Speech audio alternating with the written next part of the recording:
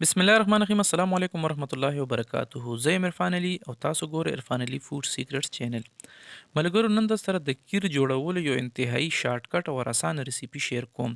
کیر خو ډیرو طریقو سره جوړیږي، خو نن تاسو ته بالکل کم ټایم کې جوړولو والا د کیر ریسیپي زه تاسو سره شیر کوم چې ډیره مزیدار وي او اختر راتلونکی دی، نو د اختر په سحر تاسو دا ریسیپي تیارولی شئ ډیر کم ټایم کې او ډیر اسانۍ سره. کیر جوړولو لپاره دلته موږ یو باول اغوستی او هغې کې موږ یو کپ ټوټه کچه چاولې واچولې، یعنې کچه وریجې پکې موږ شاملې کړې.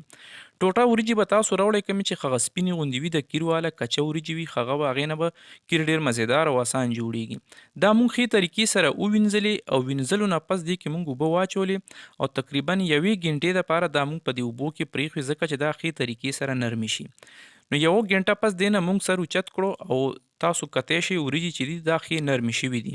نو اوس به موږ یو جوسر جګ راواخلو او د اوبو سره به موږ دا وریجې په جوسر جګ کې واچو، سر به پرې بند کړو او ښې طریقې سره به یې ووهو. دومره به یې ووهو چې د دې بس یو پیسټ غوندې جوړ شي او دا ښې طریقې سره حل شي. څه خلک په دې ټایم کې په دې کې کیکرسې هم شاملوي او کیکرسې پکې هم ووهي او بیا یې مکس کړي ښې طریقې سره.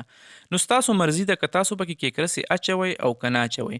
ما د بغیر کیکرسو صرف اوبه مې پکې شاملې کړې وي او هغې سره ما په جوسر جګ کې واچولې او ښې طریقې سره ما ګرایند کړې، یعنې ومې وښلې.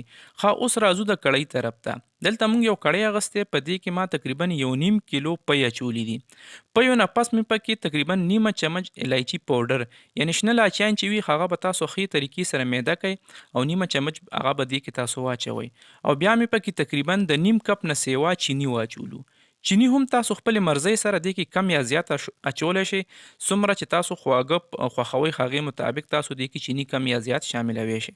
چینی او الایچي پاوډر شاملول نه پس موږ ښې طریقې سره دا مکس کړو او لومبي ځل دا په خوټ کېدو باندې راغلي. نو په دې دوران به موږ بالکل اور چې کوم وي هغه به بالکل کم کړو، یعنې بالکل زیرو به یې کړو او په دې کې کم چې وریجې موږ په جوسر جګ باندې وښلې وي هغه به پکې لږې لږې شاملې کړو او ښې طریقې سره به موږ دا مکس کړو.